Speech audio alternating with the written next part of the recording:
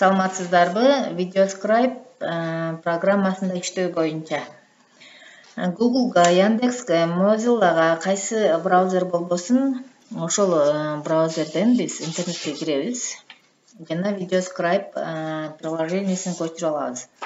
Мына издөө жолчосуна скачать Videoscribe деп жазабыз. Скачать Videoscribe бизде мындай бир нече түрүн сунуштайт азыр. Ошолордун ичинен бизге керектүүсүн көчүрүп алабыз. Мисалы, мен мына скачать последнюю версию дегенди тандадым.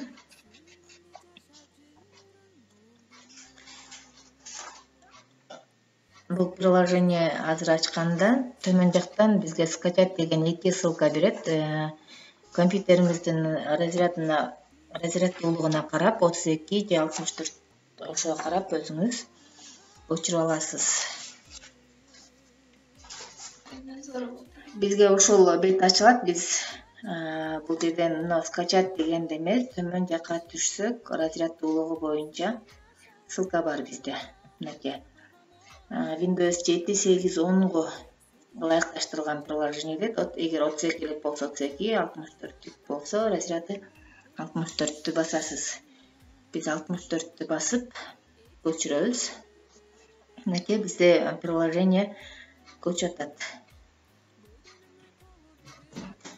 Биз приложениени көчүрүп бүттүк. Эми аны каяктан табабыз? Ал үчүн этот компьютер папкасына киребиз. Папкага кирип загрузкиден издейбиз. Мына загрузки.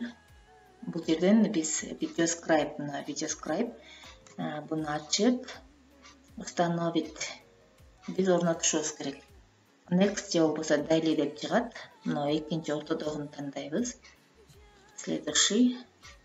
Мына ушул жашыл толгончокту күтүп турабыз. Өзү установка кылып, бизге finish деп установка болгондо finish деген кнопка жанат бул жерден. Мынакей бизде установка болду, finish. Айта кетчү жагдай, ушул ар бир приложениени орнотуп бүткөндөн кийин сөзсүз түрдө компьютерди перезагрузка кылыңыздар. Эми Videoscribe'га кантип катталабыз, кантип аткарабыз, ошол боюнча Videoscribe приложениесин ишке чегиребиз.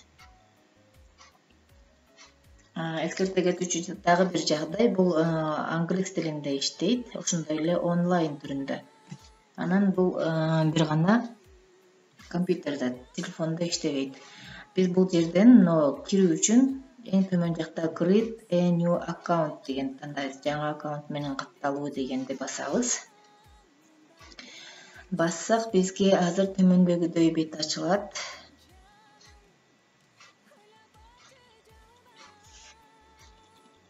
Мынакей бизге катталуу үчүн бет ачылды. Бул жерде first name атыбызды жазабыз. Last name фамилиябызды жазабыз. Андан кийин бул жерге адрес. Кандай адрес болсо дагы, мисалы, Gmail почтабы, Mail.ru боло берет. Экинчи жолчого дагы ошол эле адрести жазабыз. Андан кийин пароль жазышыбыз керек, паспорт деген пароль. Бул жерге парольго эскерте кетүүчү жагдай 10 символдон кем болбош керек. Парольдор тамга, цифра жана символдордон турушу кажет. Андан кийин бул жерге мен условиясына, шартына макулмун деп галочка коюп, create account дегенди басабыз катталуу үчүн. Биз катталып бүттүк. Ошону менен эми кантип иштейт? Мынакей сенкөө катталдыңыз деп маалымат берди. Мына биз катталып бүттүк. Эми артка кайтабыз. Мына username деген жерге жанагы биз катталгандагы логинди жазабыз. Андан кийин паспорт дегенге койгон паролубузду теребиз. Андан кийин эгер кааласаңыз мына жерге галочка коюп койсоңуз, басканда кире берет. Эгер галочка койбосоңуз, ар бир кирген сайын ошентип логин паролду терип киресиз. Андан кийин логин дегенге басабыз. Бұл бесплатный версиясы 7 күн іштейді, 7 күндің ішінде жасасаңыздар болады, андан кейін платный болып қалады. Қаласаңыздар башқа аккаунт менен дагы ушул сыяктуу катталса болот. Бул жерден галочканы басасыз. Бул биздин мурда жасалган презентацияларыбыз. Жаңа презентация сиздерде мындай чыкпашы мүмкүн. Жаңа презентация жасоо үчүн мына Create a new scribe дегенди басабыз. Мынакей бизге сүрөт тартуучу бети ачылды. Бул ошол сиз иштей турган аймак ушул. Мына точкадан, кнопкадан сүрөт коебуз, бул кнопкадан текст коебуз, бул кнопкадан түстөрдү тандайбыз. Биз бул жерден ошо арткы фонду тандап алсак болот. Биринчи арткы фонун тандап алайлы. Мисалы мынаны коелу дагы, мына галочканы басабыз. Эми ушул фонго сүрөт коюшубуз керек. Ал үчүн мына жердеги галереяны басабыз. Галереяны басканда мына сол тарапта ошол видеоскрайптын өзүнүн сүрөттөрү бар. Кааласаңыз ушул ар бир бөлүгүнөн сүрөт алсаңыз болот. Мынакей. Кааласаңыз сиздин өзүңүздүн сүрөттөрүңүз. Ал үчүн мына жердеги стрелкага окшогон кнопканы басасыз. Басып, бул жерден изображениеден өзүңүз каалаган сүрөттү алсаңыз болот. Мисалы үчүн жомок тартайлы. Открыть. Импорт болуп атат.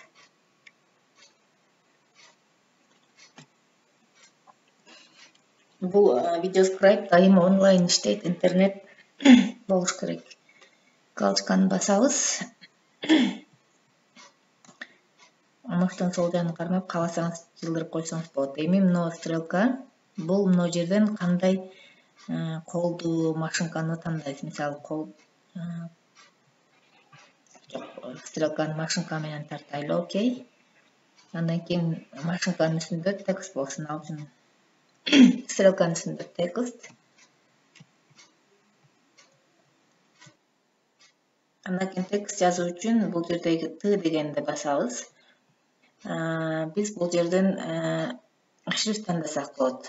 Ошондой эле кошуп алыш үчүн биз бул жерде экинчидеги кнопканы басабыз. Дагы мыштын сол жагын бассаңыз сизге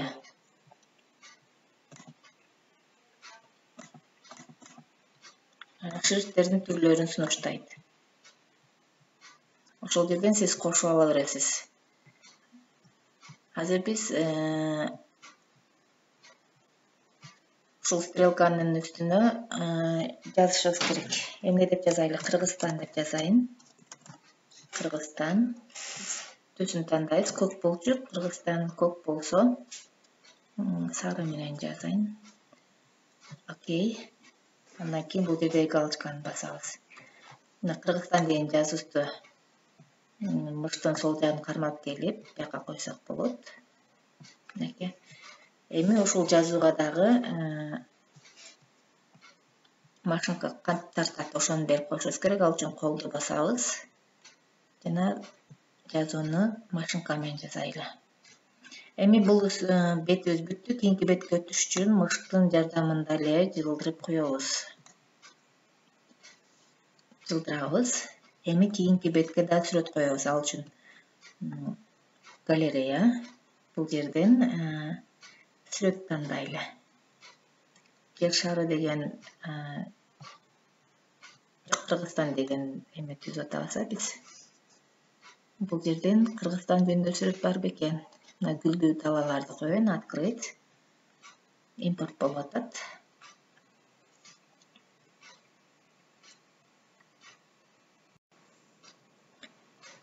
Бизде мына сүрөтүбүз, андан кийин галочканы коебуз.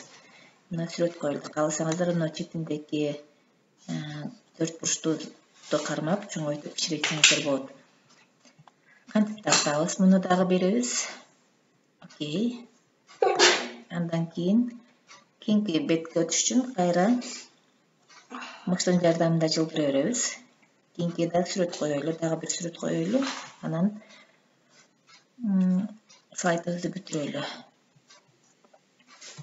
Өзүбүздүн сүрөттөрдөн бирди алайлы.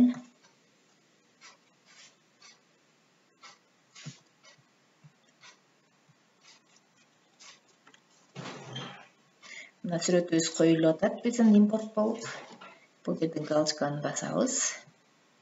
GIF файл койсоңуздар да болот, бирок GIF коюлганда баягы мына кол менен машинка менен тарткан мына точка иштебей калат.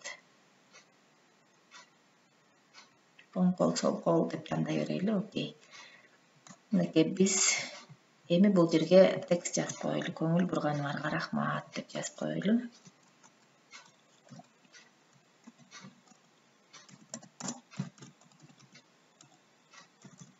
Бурганы рахмат. Бул жерден ушул шрифттин түсүн тандап койсок болот. Мисалы, жакшыл коеюн. Окей. Көңүл бурганыңарга рахмат мынакей. Бул дагы машинка жазсын. Окей. Мына биздин презентациябыз даяр болду. Бул 37 секундалык презентация болуп тур. Эми мисалы үчүн ушул сүрөт жайыраак ачылсын десек, сүрөттү тандасак, мындай четинде бизге параметрлер берилет. Биз сол тараптагы төмөндөгү чекитти басып, мына жерден убактысын бир аз чоңойто алсак болот. Мисалы, жайыраак. Анан галочканы басып коебуз. Кийинки сүрөтүбүз да жайыраак чыксын. Галочканы басып коебуз. Кийинки Кыргызстан деген жазуубузду дагы бир аз жайыраак. Бул 2,5 секунд экен эле. Биз мына 6,5 секундага чейин көтөрдүк. Ошентип ар бир сүрөттү же батыраак, же жайыраак чыгарсаңыздар болот.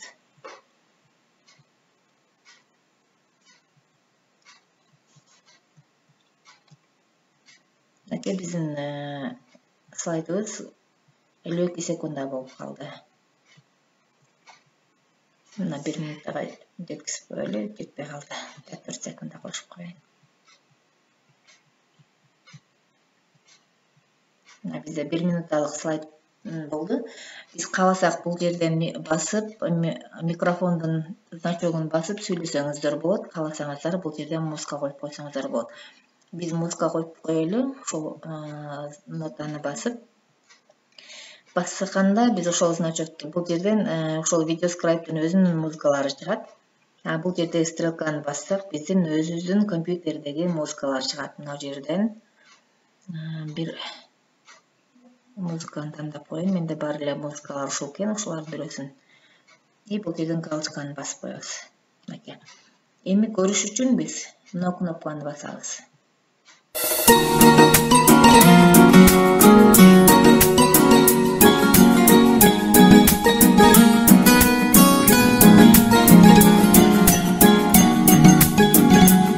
Zamanbop.kj эксклюзив.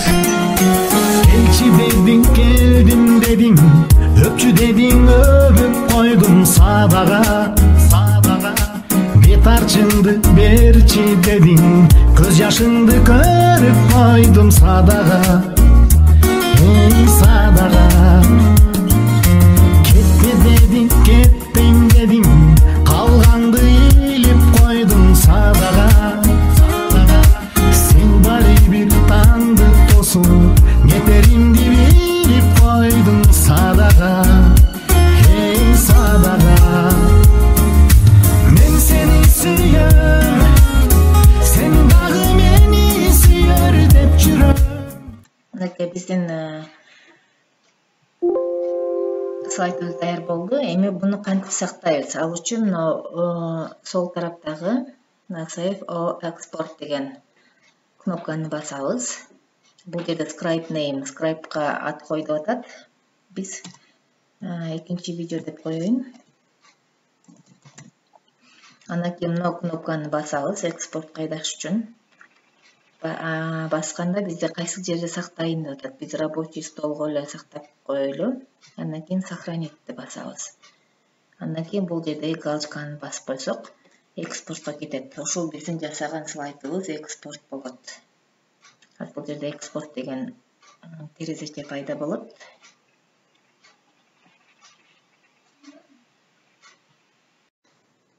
Ушинтип сакталган видеобузду соц тармактарда бөлүшсөңүздөр жана башка YouTube каналга жүктөсөңүздөр болот. Көңүл бурганыңыздар үчүн рахмат. Видеобуз сиздерге пайдалуу болду деген үмүттөбүз.